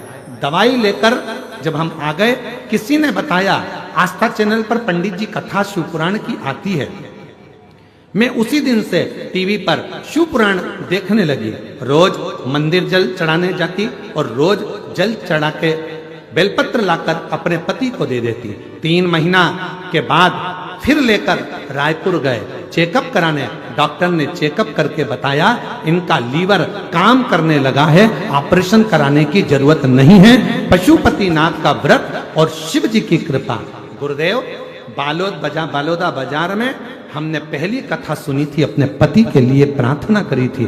दूसरी बाबा पुरूर में कथा सुनी और तीसरी कथा दंतेवाड़ा के इस गिदम क्षेत्र में श्रवण कर रहे हैं। ये बाबा की कृपा। मेरे पति का पूरा लीवर वापिस काम करने लगा। क्यों काम करने लगा? क्योंकि आपके हृदय में विश्वास आ गया, मैं ठीक हूं, मुझे कोई बीमारी नहीं हुई है। जब हम अंदर से अच्छी फीलिंग, अच्छा सोचते हैं तो अच्छा होता है। तुम ये सोच कर रहो मेरा सिर दुख रहा है, सिर दुख रहा है, सिर दुख रहा है, तो सिर दुखेगा। तुम्हारा घुटना दुख रहा है, घुटना दुख रहा है, घुटना दुख रहा है, तो दुखेगा। मैं नीचे नहीं बैठ सकती, नीचे नहीं बैठ सकती, तो जिंदगी में कभी नहीं बैठ सकती। तुमने सोच लिया बैठूंगी, कथा है, शिव पुराण, मिट्टी लगाऊंगी, पांव ठीक होगा, आराम से जाऊंगी, पांव ठीक होगा। तुम गलत सोचोगे तो गलत होगा, अच्छा सोचोगे तो अच्छा होगा। ये तुम्हारे भीतर की फीलिंग।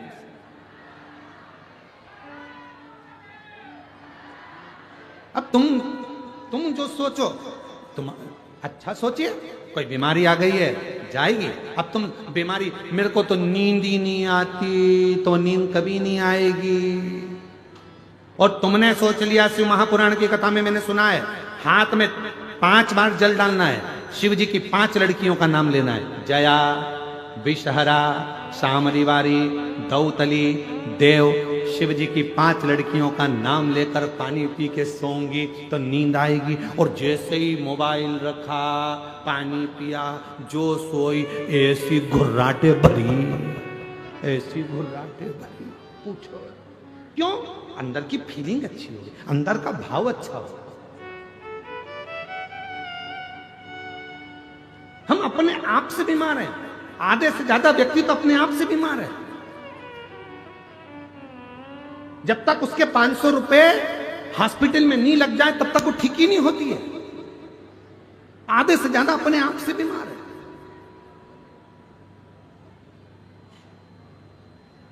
है। गुरुजी, हमारा बच्चा बहुत बीमार रहता है, बार बार उसको हॉस्पिटल ले जाना पड़ता है। हमने कहा क्यों चिंता करती हो जीजी, बच्चा ने जन्म कहां लिया? तो कहा हॉस्पिटल में। हमने कहा पहले बच्चे कहां जन्म लेते थे? नानी के घर में, दादी के घर में। जब बच्चे नानी के घर में पैदा होते थे तो नानी के घर ज्यादा जाते थे। बच्चे जब दादी के घर में पैदा होते थे तो दादी से तब प्यार होता था, उसके घर ज्यादा जाते थे। आजकल बच्चे हॉस्पिटल में पैदा होते हैं तो सिस्टर और डॉक्टर से प्यार होता है, इसलिए बार बार जाते हैं। प्यार है उनका, इसने उनका, ये प्रेम, ये वात्सल्यता, ये इसने।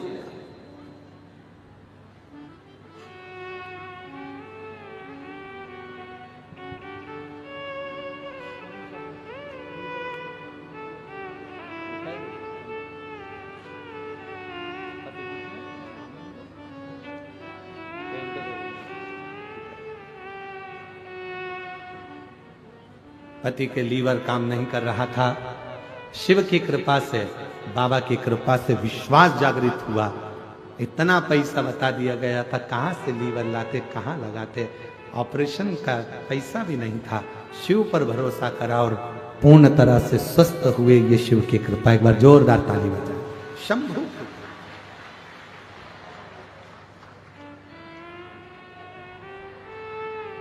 बड़ी दूर किनारा कश्ती भी पुरानी है, भोले बाबा सुन भी लो ये मेरी कहानी है। मैंने तुमको पुकारा है, मैंने तुमको पुकारा है, भोले बाबा सुन भी लो ये मेरी कहानी है। बड़ी दूर किनारा है।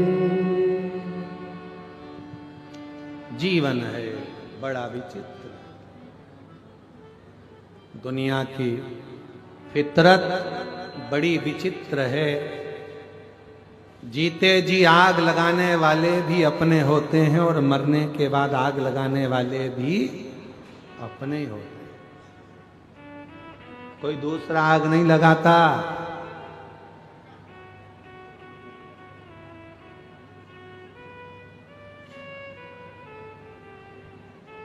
कल कोई कह रहा था गुरुजी आजकल तो ठंड भी नहीं पड़ रही है। हमने कहा आग लगाने वाले इतने हो गए, काहे की ठंड पड़े?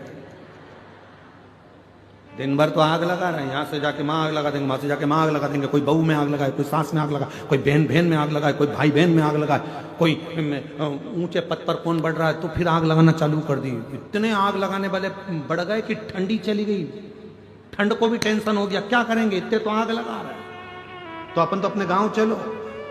अब तो ठंड भी नहीं है बस्तर में, वो भी सोच रही चलो दादा ये रोज एक दूसरे के कान में जाके आग ही लगाते हैं दिन भर। ठंड को भी डिप्रेशन हो गया, वो भी रुक रुक के आती है, कभी कभी 1-2 दिन के लिए आती, फिर चली जाती है, क्योंकि देखती है आग लगाने वाले कम हुए हो तो लगा जाऊं ठंड, उसको भी चिंता।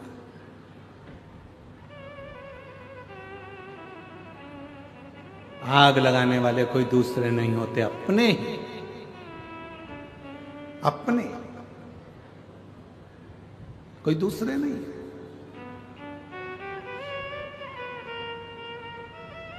भारत की भूमि पे ही जन्म लेते हैं, भारत माँ की गोद में ही बड़े होते हैं, भारत माँ की रोटी ही खाते हैं, और मालूम पड़े भारत माँ का ही विरोध कर देते हैं। ऐसे ऐसे दुनिया में लोग बैठे पड़े हैं, ऐसे लोग बैठे।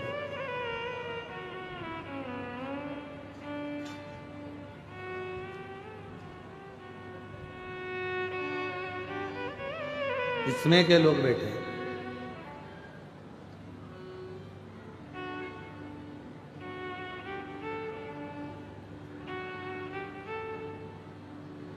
महाराज तारकासुर के मारने के लिए सदानंद कार्तिकेय जा रहे हैं, शिव जी समझा रहे हैं, बाबा भोलेनाथ समझा रहे हैं।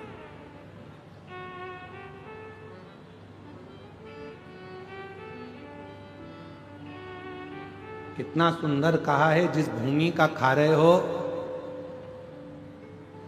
जिस भूमि पर जन्म लिए हो, जिस भूमि का खा रहे हो, जिस भारत माँ की गोद में पैदा हुए, जिस भारत माँ का अन्न खा रहे हो, उसको लज्जित मत होने दो, उसको लज्जित मत होने दो।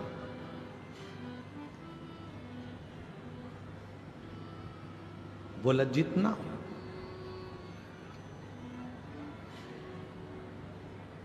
पर ऐसे ना जाने कितने विधर्मी पड़े हुए हैं, कितने जो भारत माँ को ही चोट पहुंचाने में लगे हो। भारत माँ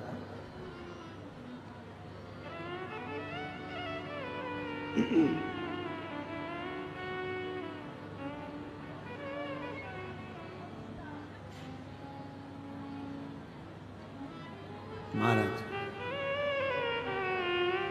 तारका सुर को मारने के लिए सदानंद जा रहे हो, पर एक बात का ध्यान रखना, उसके हृदय में शिव बसे, शंकर बसे, और जिसके दिल में शिव बसा हो उसको कष्ट ना दे, उसको तकलीफ ना दे। उसका जवाब स्वयं देवाधिदेव महादेव देते हैं।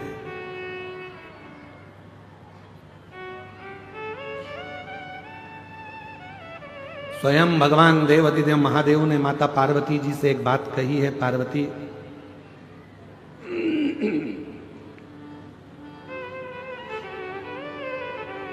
ये जो तुमरुका जी ने शिव महापुराण की कथा को कहा है, और चंचुला अपने पति की मुक्ति के लिए ये कथा जो सुन रही है,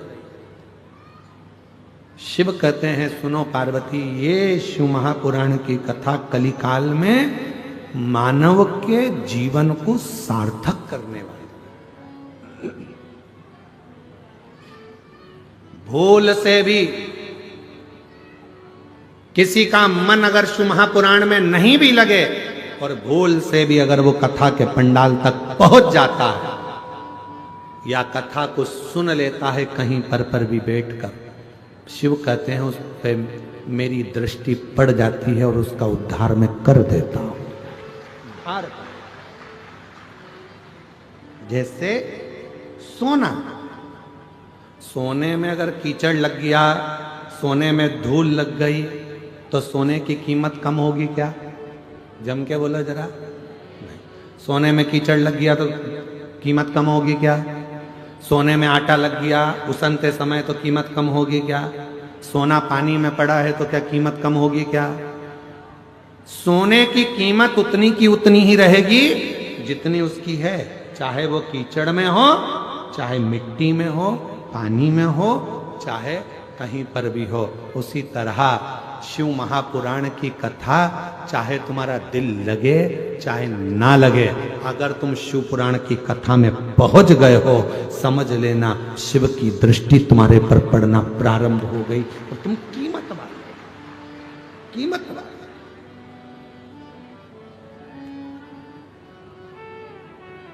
तेरी कृपा बिना नहीं ले एक भी अणु, लेते हैं श्वास तेरी कृपा से। तनु तनु अंगधार मुक्ति द्वार ओमकार तू, भोले ओमकार तू, आयुष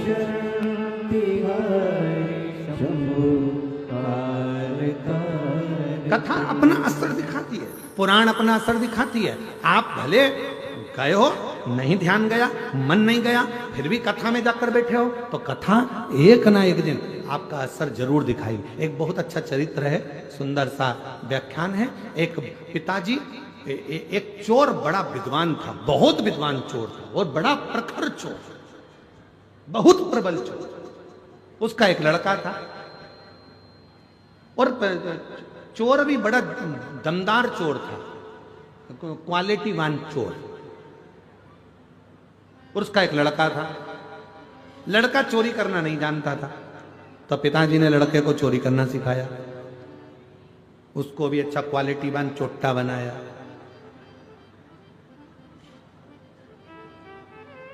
वीआईपी चोर, एकदम जोरदार चोट्टा, अच्छा बना। अब उसको जब बहुत जोरदार चोर बनाया तो एक दिन पिताजी ने उसको पास में बिठाकर बुलाकर कहा, बेटा देख, मैंने तुझे अच्छा चोट्टा तो बना दिया, मैंने चोर बना दिया, तेरे को अपने पूरे हुनर दे दिए तुझको, पर एक बात याद रखना, कभी भी जिंदगी में शिव महापुराण की कथा में मत जाना। अगर तुझे अच्छा चोट्टा बनना है तो कभी कथा में मत जा, कभी प्रवचन में मत जा, कभी किसी पुराण को सुनने मत जा, कभी प्रवचन सुनने मत जा, कभी सत्संग में मत जा। कोई महाराज प्रवचन दे रहा हो तो कानों को बंद करो, भाग जा, पर प्रवचन मत सुनना। छोरे ने कह दिया बेटे ने, ठीक है पिताजी, अब तुमने मुझको इतना वीआईपी चोट्टा बनाया है, जब तुमने मुझको इतना वीआईपी चोट्टा बनाया है तो मैं कभी भी प्रवचन में नहीं जाऊंगा, प्रवचन में नहीं जाता। एक बार उसने विचार करा कि राजा के महल में आज चोरी करना, जा ही रहा था, इतने में रास्ते में बहुत सारी भीड़ हो रही थी, खड़ा हो गया। क्या हुआ किसी ने नहीं बताया, प्रवचन चल रहा था, उसके कानों में शब्द पहुंच गया कि मनुष्य की देह मिली है और जिंदगी अगर अच्छी जीना है तो सत्य बोलना चालू करो, और जिसका खाया है उसको धोखा मत दो, और उसके साथ में कभी गलत मत करो। बस ये दो चीज उसके कानों में पड़ी, उसने कान बंद करा, भाग गया। भगते भगते सीधे पहुंच गए राजा के महल में, चोरी करने के लिए जा रहा था। उसने मन में सोचा, पिताजी के अनुसार तो मैं अच्छा चोट्टा बन गया, पर महाराज प्रवचन दे रहा था इतना बड़ा, एक बार उसकी भी सुन के देखते हैं जरा। और जैसे ही दरवाजे पर पहुंचा, आज कहा महाराज की वचन याद करके जाता हूं, देखता हूं कैसे होता है। तो अंदर गया, दरवाजे के द्वारपालों ने रोक दिया, कौन हो तुम? उसने मन में सोचा कि वो महाराज जी बोल रहा था, हमें सत्य बोलो, उसने भी कह दिया। जैसे द्वारपालों ने रोका, कौन हो तुम? चोर हूं। क्या करने जा रहे हो? चोरी। दरवाजे पे खड़े हुए द्वारपालों को लगा यहां काम करता होगा, बेचारे को अपन ने रोक दिया, उसके हृदय में हाथ हो गई, इसलिए चिल्ला के दौड़ रहा है, अपने आप को चोर कह रहा है, चोरी करने। जा अंदर जा, जा चले जा, जा। वो अंदर चले गया। उसने मन में सोचा, मैंने बोला मैं चोट्टा हूं, मैं कह रहा हूं कि चोरी कर रहा हूं, तो भी मुझे अंदर जाने दिया। अंदर पहुंच गए। अंदर जाके उसने बहुत सारा धन देखा, झोले में भर लिया, थैले में भरा, बैग में भरा, चला। भूख लगी, इसने सोचा पास में रसोई घर है, जरा देख लूं। रसोई घर में गया, अच्छा अच्छा खाने को मिल गया, खा गया। खाने के बाद झोला उठाने वाला था, इतनी देर में याद आया कि वो महाराज प्रवचन में कह रहा था जिसका खाओ उसको धोखा मत दो, जिसका खाओ उसके साथ कभी गलत मत करो। और मैं तो गलत नहीं करूंगा, आज तुम्हें रख के ही जाऊंगा। भरा हुआ सोने का झोला वहीं रख दिया, जाने लगा। जैसे ही दरवाजे पर पहुंचा तो द्वारपालों ने रोक लिया। क्यों रे चोटे, तू तो चोरी करने गया था, माल नहीं लाया? कहने लगा नहीं, हम जिसके घर का खाए हैं उसका घर का बजाए हैं। हम चोरी कर तो लिए थे पर हम उसके घर का खा लिए, इसलिए हम उसके साथ धोखा नहीं कर सकते। इतनी देर में रसोई घर में कोई गया, भरा हुआ झोला देखा, चिल्ला दिया चोर आया है, चोर आया है, चोर आया है। इसको पकड़ लिया। पकड़ने के बाद राजा के सामने ले जाकर खड़ा कर दिया। महाराज इसने चोरी करी है। महाराज ने पूछा आपने चोरी करी है? हाँ महाराज। कहां से आए? सामने वाले गेट से। द्वारपालों ने नहीं रोका, पूछा था तुम कौन हो? हमने कहा चोर। अंदर आने दिया? हाँ। तुमने कहा था चोरी करने आए हो? हाँ। हम बोले थे हम चोरी करने आए। अच्छा, तो तुम ये बैग भरकर पैसा ले जा रहे थे, सोना चांदी ले जा रहे थे, लेके क्यों नहीं गए? क्योंकि हमने गुरुजी के मुख से सुना था कि सच बोलना, तो हमने दरवाजे पर सच बोला। और गुरुजी के मुख से सुना था जिसका खाओ उसको धोखा मत दो और उसका बुरा मत करो। हमने माल तो भर लिया था ले जाने के लिए, पर तुम हमको भूख लग रही थी, तुम्हारे घर का हम खा गए, इसलिए हम तुम्हारा सामान लेकर नहीं गए। राजा को बड़ा आनंद आया। राजा ने मन में सोचा ऐसा व्यक्ति सच बोलने वाला दुनिया में नहीं मिलेगा। राजा ने कहा आज से तुम हमारे मुनि मंत्री, पूरा खजाना तुम्हारे हाथ में, तुम नौकरी हमारे यहां करो,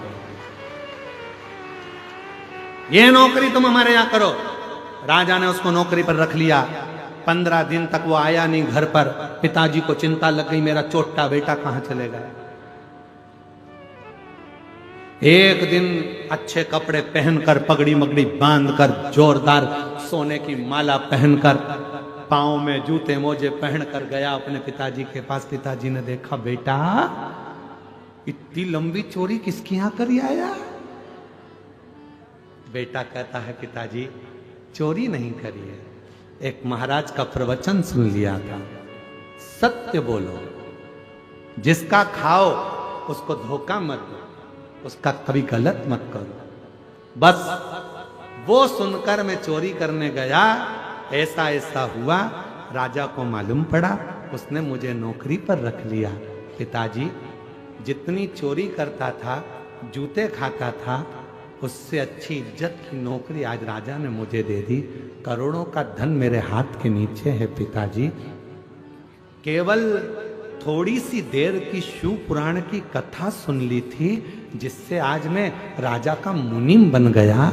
यदि पूरी कथा सुन लेता तो शायद राजा ही बनकर बैठ जाता। ये कथा, ये प्रसंग अच्छा श्रेष्ठ शिव की कृपा से ये कथा कहीं ना कहीं काम आएगी, कहीं ना कहीं मिलेगी, कहीं ना कहीं प्राप्त होगी। और दंतेवाड़ा की मां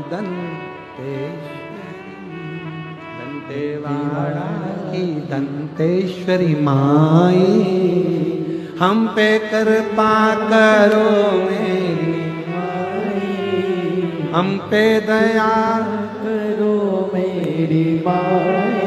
बोलो बोलो बोलो, सब बोलो। दंतेवाड़ा की दंतेश्वरी माई, दंतेवाड़ा की। अपने स्थान पर बैठकर भगवान देवाधिदेव महादेव से अपने मन का भाव कहिए, हृदय से प्रार्थना करिए, विनय करिए, निवेदन करिए, भाव से। आज कथा का 6ठा दिवस है। कल कथा सुबह 8 बजे से 11 बजे हो जाएगी यहाँ। फिर 17 तारीख से 21 तारीख तक नकपुरा पंचायत जिला दुर्ग छत्तीसगढ़ में ही 5 दिन की कथा रहेगी। फिर 24 से 28 तारीख तक मीरा भयंदर में मुंबई में शिव महापुराण की कथा पौधार स्कूल के पास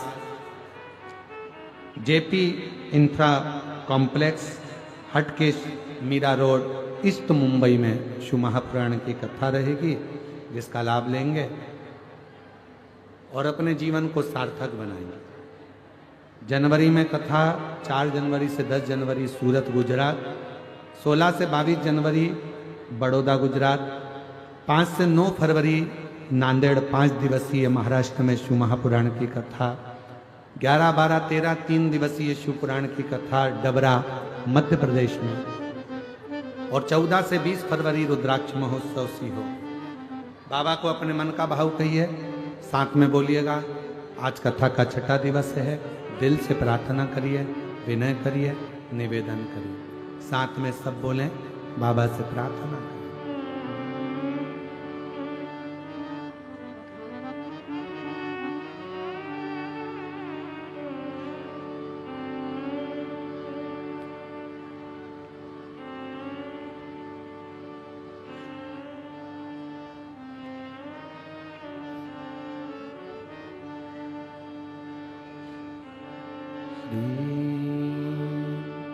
श्री नमस्तु श्री शिवाय नमस्तु श्री शिवाय नमस्तु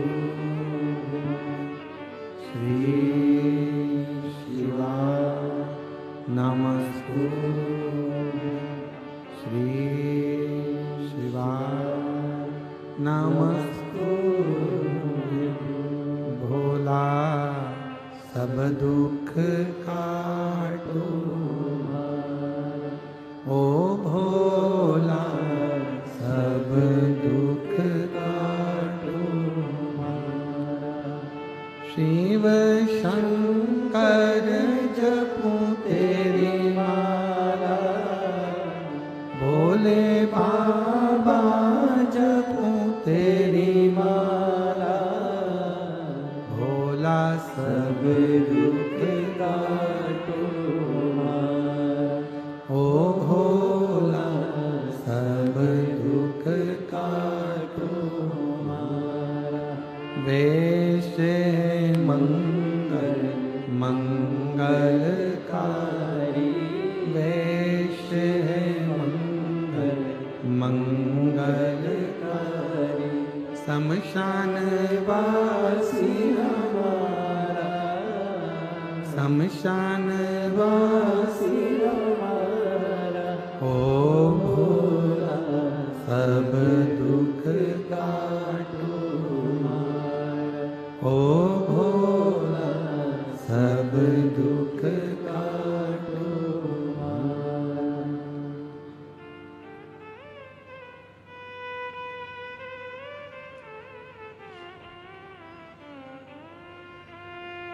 बाबा देवाधिदेव महादेव की पवित्र कथा कह रहे हैं। शिव महापुराण की कथा वर्णन करती है। भगवान देवाधिदेव महादेव ने षडानंद कार्तिकेय जी से कहा कि यह तारका स्नेही है, इसके हृदय में शिव बसता है, इसलिए बाण छोड़ना पर हृदय में ना लगे, इसका ध्यान रखना। शिव भक्त के हृदय में चोट ना पहुंचे, इसका स्मरण रखें। सब निंदा स्वीकार करी जा सकती है, पर शिव की निंदा, शिव पुराण की निंदा और शिव भक्त की निंदा कभी स्वीकार नहीं, कभी स्वीकार। जो शिव भक्त की निंदा करता है वो शिव का द्रोही हो जाता है, शिव का द्रोही।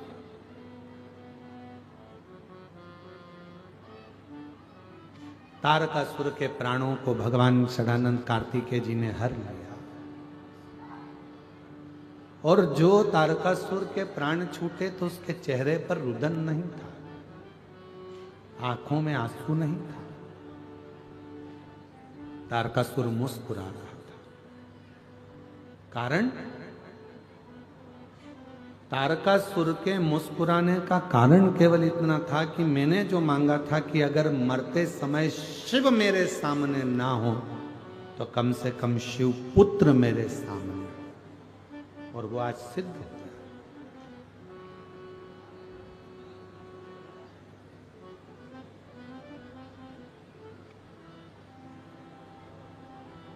भगवान से अपन मांगते क्या है? हे प्रभु, अंतिम जब क्षण हो, प्राण छूट रहे हो, कोई आए ना आए पर तू आना। अंत समय प्रभु आना पड़ेगा, वचन दिया तो निभाना पड़ेगा। आए ना आए प्रभु कुटुंब कबीरा, अंत समय प्रभु आना पड़ेगा, वचन दिया तो निभाना पड़ेगा। अंत समय प्रभु आना पड़ेगा। कोई आए ना आए, कोई निभाए ना निभाए, पर अंत समय में मेरा शिव जरूर आए, शंकर जरूर, उसका इंतजार करिए, प्रतीक्षा करिए।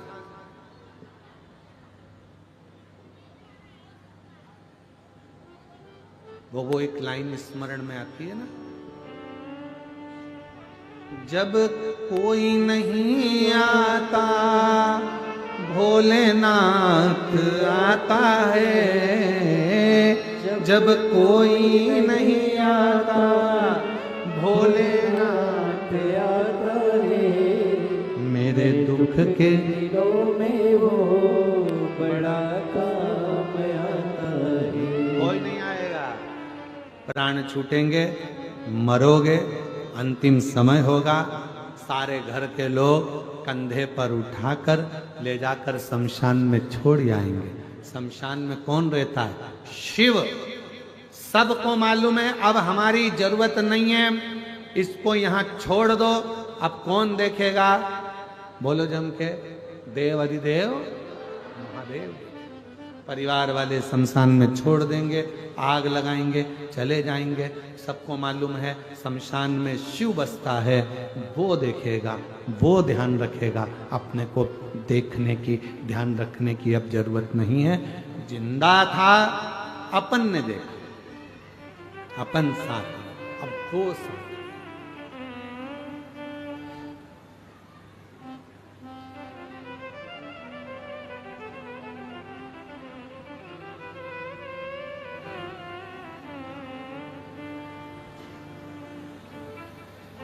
महाराज, उसका साथ हमारे जीवन को सुख प्रदान करता है। जैसे आदिवासी वनवासी क्षेत्र के जो लोग होते हैं, मेरे बहन भाई, मेरी जीजी, मेरे जीजा, मेरी बेटियां, बेटा, मेरी माताएं, मेरे भाई बंधु, मेरे बुजुर्ग माता पिता, भगवान ने आपको अपनी जमीन दी है, भगवान ने आपको एक अलग से ऊर्जा दी है, तो अपना स्वयं का कार्य करो, स्वयं का कार्य। वो कहते हैं आत्मनिर्भर भारत। स्वयं अपने अंदर वो ऊर्जा उत्पन्न करिए, अपने अंदर वो बल उत्पन्न करिए कि अपना कार्य अपन करें और अपने कार्य को इतना बढ़ाएं कि वो जनमानस तक पहुंचे। स्वयं मारा, और वो स्वयं के लिए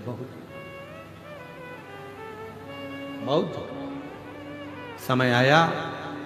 तारकासुर के प्राण जब चले गए, भगवान षडानंद कार्तिकेय जी का जय घोष हुआ। मां जगत जननी जगदम्बा अम्बा पार्वती जी निवेदन करती हैं भगवान देवाधिदेव महादेव से, घर में बेटे हैं, विवाह करना है, उनकी शादी होना है, पर कोई कन्या नहीं दिखती। निवेदन किया।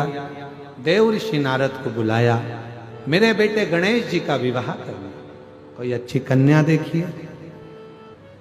ठीक है, प्रजापति विश्वरूप जी के यहां पहुंच गए, जिनकी 2 कन्या थी, रिद्धि सिद्धि 2। विश्वरूपा जी ने कहा कि मेरी बेटी की शादी मैं 2 अलग अलग वर से नहीं करूंगा, एक ही वर से 2 बेटी की शादी करूंगा। नारद जी ने कहा ठीक है, मुझे वर ऐसा चाहिए जो एक बार बैठ जाए तो उठने में लगना चाहिए कि दामाद बैठा है। नारद जी ने कहा बिल्कुल ऐसा ही है, गणेश जी एक बार बैठ जाते हैं तो उठते ही नहीं है 10 दिन तक। फिर कहा वर ऐसा चाहिए, ऐसी लंबी नाक हो, मेरी बेटी अंदर भोजन बनाए और उसका वर सूंघ कर अंदर आ जाए। नारद जी बोले नाक की तो पूछो ही मत ही, लंबी नाक का ही है। फिर कहा मेरी बेटी बहुत धीमी बोलती है, दूल्हा ऐसा होना चाहिए जिसके कान ऐसे हों, वो सुनने दूर से भी सुन ले। तो कहा कान की भी मत पूछो, ये बड़े बड़े हैं। के हैं? हाँ, आखिर लड़का कौन है? नारद जी से पूछा। तब कहा देव ऋषि नारद जी ने, शिव जी के जो पुत्र हैं श्री गणेश जी महाराज, उनके लिए आपकी बेटी रिद्धि सिद्धि का विवाह कर दीजिए। सुंदर आनंद हुआ, मंगलमय बारात चलने लगी और गणेश जी का मंगलमय विवाह होने जा रहा है।